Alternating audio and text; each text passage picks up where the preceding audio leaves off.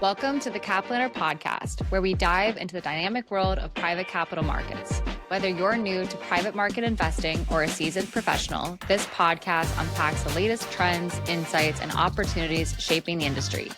Featuring expert guests and deep discussions, Cap Planner is your go-to resource for staying informed and inspired. Hello, everyone, to our Caplander podcast. Jody here and Morgan, and we have Sue Siegel, one of my all-time favorite friends and colleagues for a long time, Sue, right? Decades.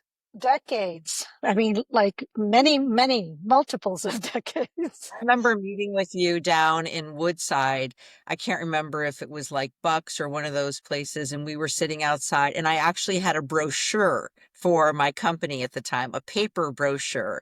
And you were telling me, you were giving me advice, and I think the name of the firm was still the HR Sizzle.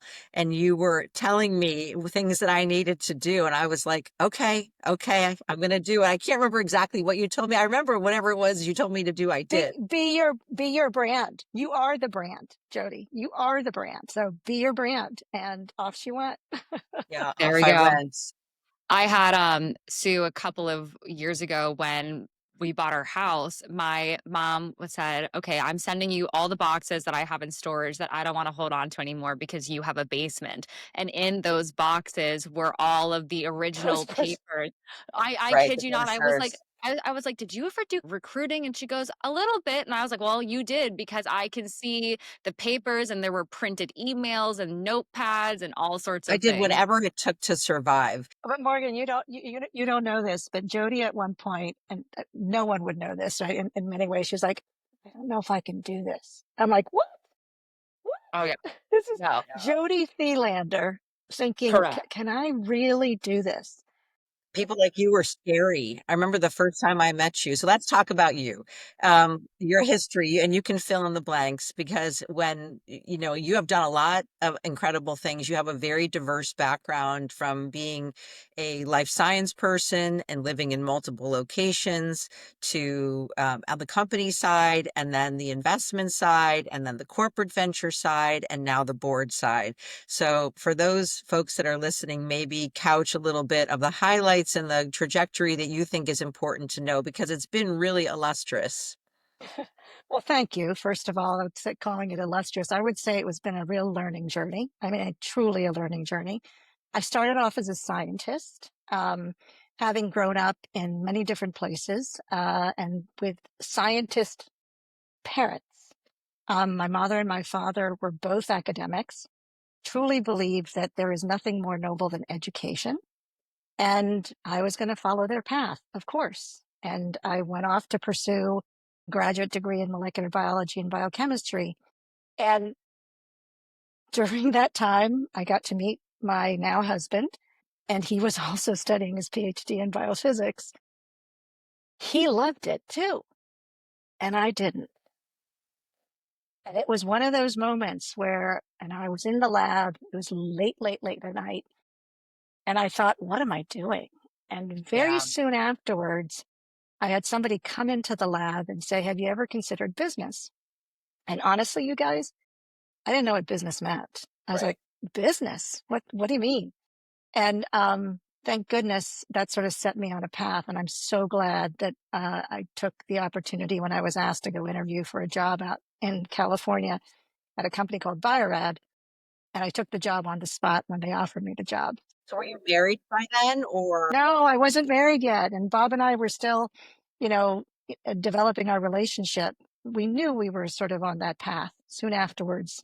So he was always your supporter. So you've really had this supportive partner all the way through. To this day. And I'm very grateful. In fact, today's the 29th. Tomorrow, we're going to celebrate our 37th wedding anniversary. So, Wow. yeah, he's been a rock for me. He's very supportive. I mean, I still remember the time when we were both running companies, and he was traveling all over the world. I was traveling all over the world. We had nannies. We had a group of nannies because you just had to have 724 coverage. And he came home one day, and you have to understand, he just loves family. and loves to support his kids, etc. And he was a coach, and you name it, he did it. He came home and he said, one of us has got to step it down a little bit. He said, we can't keep doing this because it's just not fair to our kids and it's not Turns fair to out each it other. was him, which is so special. I already know this story because you've been just such a, baller out there in the world of all of this. And so I knew it had to be you because I will Really? say, as an aside, this my hero, my homage to Sue Siegel story is I was with my son in San Francisco and he was still in high school and the ballpark was closing. It was it was Candlestick Park Candlestick. had That's right. closed and it was going to be the first 49ers game down in where is it, in San Jose. And Blake said to me, don't you know anyone who can get us tickets? And I was like, Blake, I don't. And I knew, Sue, you were at GE Ventures at the time, and through a host of different business and realities in the news, you had a box, and all of a sudden the box went from being overly full to you needed people. And literally the night before, you texted me and said, do you and Blake want to come? And Blake was like, holy sh. And so Blake and I went and we were there with our kids. And he was like, it was the best moment ever. So You were a cool mom at that point, right? so And were he you, was, actually. You were the best. You were like the cool mom and the CEO. So it was one of the first games too, overall. So that was just a lot of fun. And I'm glad you guys were able to make it, but I hadn't thought of that story in a yeah, while. so take us from BioRad. You were involved in the business side, and then you had another iteration where you were president, right? Yeah. So I did a number of different corporate roles and continued to progress in just getting more responsibility and the continued learning, which was just such a blast. And I went from Bio-Rad to DuPont to Amersham, ended up running business there and head of corporate development, and just did a lot of things that were just incredible. And at that point, I got recruited and that was about 14 or 15 years over that time frame. You went from Boston to the Bay Area in that time too, it looked like. I did. And in between, we stopped in Chicago, where the corporate headquarters of the company called Amersham, which was a UK-based company, was actually headquartered. And Bob, I was the following spouse at that time because Bob had gotten a job at Abbott. And it worked out just very nicely. But we lasted all of about 3 years in Chicago because of The the weather. weather. Yeah, the I'm weather such a sucks. wimp. I was Yeah. I mean, I such a love wimp. Chicago, and I love Chicago over I San love Chicago Francisco. too. I love the people. I love the family values. Yeah, sports But I teams, the whole hated thing. the weather. Absolutely blizzarded, you guys. It was like June 6th of 1996, I believe it was. Do you And they had a remember where I'm blizzard. from? Where? Buffalo. So you have absolutely no sympathy for Blizzard me. is my middle name. I grew up in the tropics. The There's closest no Blizzard way. Morgan knows is from Dairy Queen, but she did go to school in Wisconsin. But yes, You Wisconsin was understand. I do. My freshman year at Wisconsin, it was -30 for about 6 weeks on end. And I went to school with like an LL Bean coat that was really, we tried to I go was, the cheap route, and Morgan yeah, was like, it did "Mom, not work. I was like, not gonna you, work." you are trying to set me up for failure here. I need a jacket, like a real jacket. And that was the end of that. But then I quickly realized, even with the upgraded jacket, that nothing was going to keep me warm in this weather. So that's Nothing. where, Nothing. no, nothing. Having grown up in the tropics, I only had ever read things like Chilled to the Bone or Sheet of Black Ice, and all of a sudden I was Now you experiencing knew. it. Oh, I Right. knew, and I knew I was not lasting there. No, So, the word so grit comes to mind, Sue. That's part of your repertoire now. So you left Chicago without any delay and ended up in the Bay Area. we did, and it was the best move we made. Bob was actually recruited to join a company out here. And my company said, well, if you're going out there, we actually need you to help us do some acquisitions of companies out in the Bay Area. And so they got me out here too. And very quickly during that time, I got recruited to a company called Affymetrix. And this was during a time so exciting. And here I am, I'm part of a big company, okay? And I get recruited to this tiny little company, but it's making this incredibly revolutionary technology called gene chip technology, which essentially allowed us to take the recently sequenced human genome and actually put it on a chip. Okay. And this was in 1998. It was still before the first draft of the full human genome was actually sequenced. So do you guys remember the movie Gattaca? Little bit. Okay. So this movie is about the perfect human. And if you had any imperfections, you got pretty much eliminated. All right. And I don't want to do too many spoiler alerts if anybody hasn't watched that movie. But this is in the midst of my getting recruited and my making a decision to leave a very good job. I was the highest ranking woman at Amersham at the time, had all sorts of responsibilities to go to this tiny little startup that, the technology still hadn't been, if you'd like, industrialized. It was still being pretty much handmade. And I thought, well, should I do this? And it was my husband, yet again, Bob, who said, Sue, do you want to be a driver on the bus of genomics, or do you want to be a passenger? Because at Amersham, we were doing stuff on genomics, but not driving. Right. And I said, gosh, if you put it that way. So I jumped. I did. And When you made the jump from a large company where it was more stable to a more riskier private company position with obviously a lot of innovation, when did you know that you were different than the rest? Where you were obviously, I mean, you said you were the highest ranking woman, so you had to know there, but when did you really feel it and believe it? I don't, oof, that's a great question. I don't know that I felt that I was completely, that I was that different. I knew when I joined Affymetrix, I mean, I almost quit 9 months in. Let's be real. Why? Because, So it was a disorderly. startup versus Yeah. this incredibly Right. structured company that had all the systems in place. And I found myself, whenever there was a problem, I'd go to the company directory, which was very short, and sort of look at, okay, who can solve this problem? And guess You're like, what? I gotta go in the No bathroom and answer. look in the mirror. Right. Because that It would was be my me. number. That's Yeah. exactly right. It was my number. And I'm like, Right. holy crap, what have I done? Yeah. Yeah. But it was, I stuck it out. Best decision I ever made. And, very shortly afterwards, I was promoted to run the company. And And then you had a liquidity event. yes, I did. And it was a lot of fun. It was just a lot of fun. For those And of you who are listening but can't see Sue, she has a very big smile on her face when she said, "Yes, I did." yes, I did. And it was, I have to say, it was just a lot of fun. And the other thing about it is it wasn't just about running a business. Remember, at this time, people didn't know what the human genome was. We always had all of these things like we'd explored the moon, we'd explored the seas, but we hadn't explored the territory of our human genome. And there were all these bioethical questions. Who Right. owns your genome? Should human genome sequences, naturally occurring genes, be sequenced or patented? Should that be allowed? And there were all of these. So I got a chance to participate with the team at Affymetrix in this world of formation of a whole new space.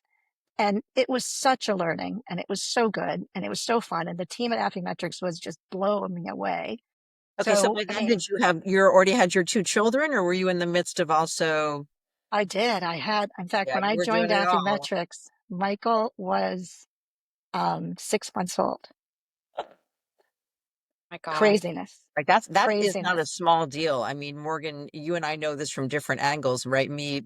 Starting the business when your brother was 6 months old and you were 2.5, and now you, as someone who is thinking about starting a family, and Sue, you and I, our kids are close in the same age, so you can only imagine what that would be to juggle all of this. Yeah, it was definitely wow. I still think back to it. And it's funny because just like child labor, you sort of forget the pain over time. But it was a pretty intense time because I had two kids. My eldest son was about 3.5, and then Right. Michael was 6 months old. And juggling that was tough. And Bob was running a company too, traveling all over the world. Right. So I have a question for you. For if you were talking to somebody, if you're talking to the younger version of yourself, or somebody who's listening to this podcast who might be in their whatever age group, who has small children at home and they're juggling career and personal, what advice would you give them now, being on the other side, having two extremely nice kids, having this long-standing marriage, obviously having an incredible career, successful even beyond? I mean, you have Lifetime Achievements Award on your LinkedIn, which I don't think everybody has. So what would you tell that person? That's a great question. I think I would say the following, and that is pace yourself. Um, Everything seems very urgent at the moment. Everything seems like you must do it today, because if you don't, it's going to fail. And you end up sacrificing so much, particularly at home, because the work environment, and you set yourself up in that work environment to just continue to achieve. And I would say pace yourself, because the reality is you can make it all work. You sometimes can't have everything all at the same time, Right. but you can make it work if, in fact, you sort of pick one or two things that you're going to be world class at versus trying to pick 5 or 6 things all at the same time. And the other thing I would say is your kids will thrive off of your authenticity.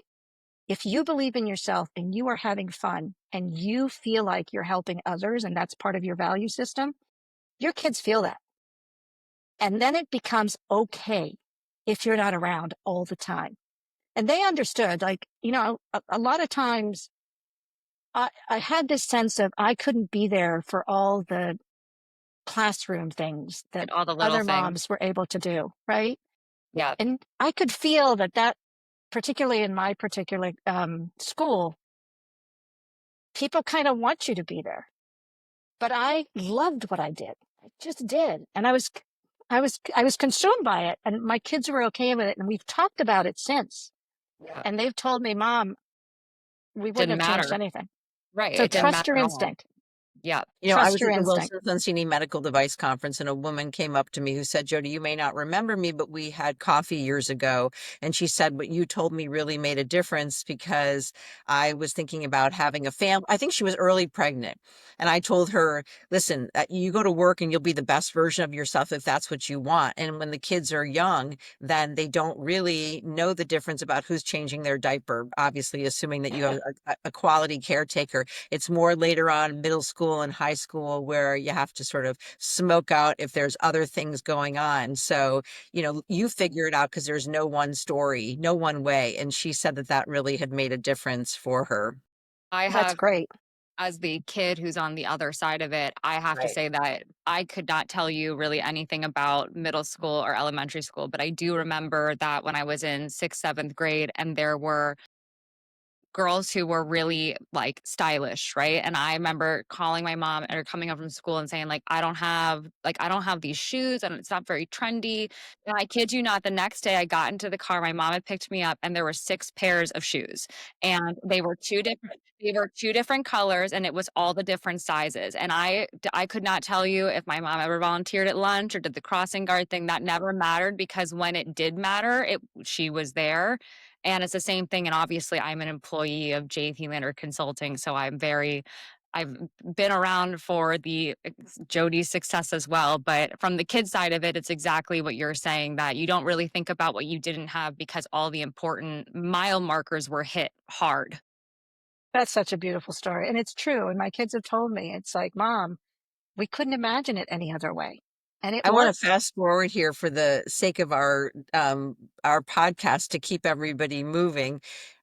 Sue, I know you went to venture. That's all well and good, but your biggest hit, and now where you are now, is that you really ran GE Ventures. And a little bit, we have a what we call Thielander Digest that we publish every month. And I was just reading our corporate venture one because it goes out tomorrow. And it was really interesting thinking about longevity of corporate venture firms and how it's a really long game, stay the course. And a little bit, in my opinion, you were ahead of your time at GE Ventures because you were so innovative. You had all of this experience from both venture and running a company, not to mention the liquidity, which is, few and far between today. And you had come into this corporation to have separate dollars going towards the next exciting, I keep using the word innovation, but it's really what it is. So that was quite a ride for you.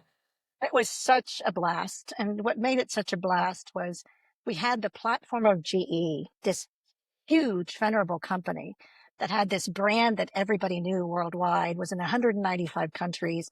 You name the business, it was in. It was in energy, it was in appliances, it was in finance, healthcare, choo-choo trains, aviation, you name it. And Right. the reality was we were asked to create GE Ventures. And I said, well, what do you want? And Jeff Immelt said, what do you think? And I said, okay. And we sort of rolled up our sleeves and we were able to recruit a team of folks that came in, and we just sort of set out to figure out how to do true ventures.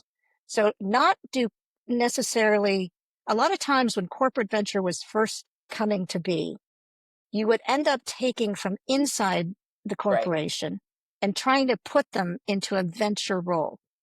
Right. And one of the things that was super important to us, because the initial original team that came together, over 3/4 of them were VCs previously from Silicon Valley.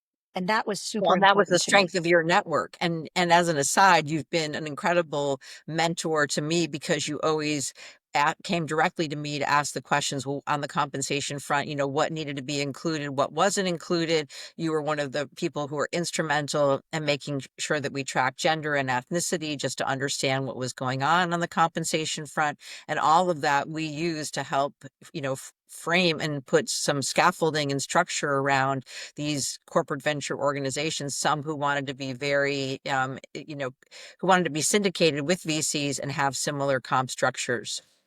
And without what you guys do now, oh my gosh. I mean, like, who does anything in compensation without calling Thielander and Associates, for God's sakes? It's so funny. By the way, I'm going to call you guys because I actually need something that just Hang up came up. from But here, you'll give us a call. I know, back before I forget. But I have to say, the whole thing around GE Ventures was we not only invested Right. around different domain areas, but we also had the chance to create from scratch because I ran licensing. So I had 86,000 patents to play with that we had to work within GE and then figure out if these patents aren't being used, and we had a whole process to make sure that was the case, what could we create from it of value? And if in fact you could create something here, then we incubated it. And so then we hired EIRs to come in and actually run them. So by the end of the time that we were doing this at GE, we had invested in about 120 portfolio companies. We had created, I think, from scratch, 9 companies from scratch in the incubator. And then from the licensing group, they had also created another 9 or 10 companies from scratch. And then we had all the other programs that we were running in innovation. It was a blast. And part Well, of the stuff that we had to do was actually work with the business units and help them understand the world of innovation as it Right. related to the external world. Wow. I mean, that was really, really tough, but heady. And it was a lot And of then fun. And now being a board member, going from so many different sides of basically doing a full lap of the private capital market, how do you think what you did in the 90s working for a private company and then going into the investment firm side, the corporate venture side, and now being on a board member, what are the biggest lessons that you tried to tell companies? I think one of the things that I mean, I was blessed in this sense because, I mean, I didn't plan it. Let's be clear, because everybody says, "Oh, you planned your career." No, I didn't no. plan my career. You You just, knew you were good. You knew it was going to work out, and you stayed engaged because one thing, as a testament to why we're here today, is that you invested in everybody around you, whether they were more senior, whether they were colleagues, whether they were more junior. You stayed, you kept an ear to the ground, and you were always a willing partner. oh, honestly, it's my biggest joy is being able to walk alongside folks as they unlock their potential. It's just, it really fuels me overall, and I choke up just thinking about it, to be honest. But I have to say that, to your question, Morgan, I think that the various positions in all of those different spaces just gave me a sense. I mean, there's a common thread there, which is all around innovation, but it gave me a sense that people are everything, no matter what. Without people, you're not going to achieve. And therefore, you've got to invest in the people. Culture makes a difference. Absolutely. And that could be in a venture firm. It could be in a portfolio company. It could be in a huge multinational like GE. And then the other thing is I would say is really develop what your key principles and values are for yourself and then live by them. And, I had something called ways of working that I really built teams around and really made sure that we all understood that there was a behavioral framework.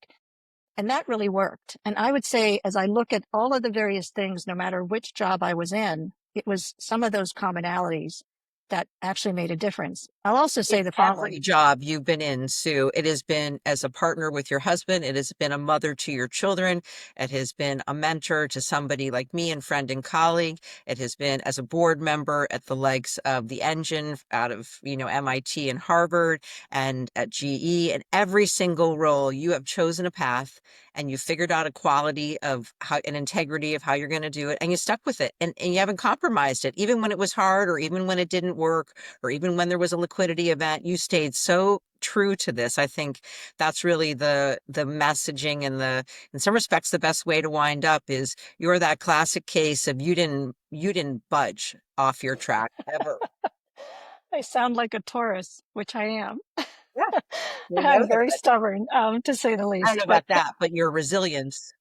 well, thank Yes, you for very saying that. resilient. There's no I, doubt. I appreciate that. There's no doubt that can you believe it's 40 years? I've had such a blessing of learnings along the way. We got done. You don't seem to have slowed down at all from my angle, my perspective, or Morgan. My whole career, No, Morgan, you've known Sue, your career.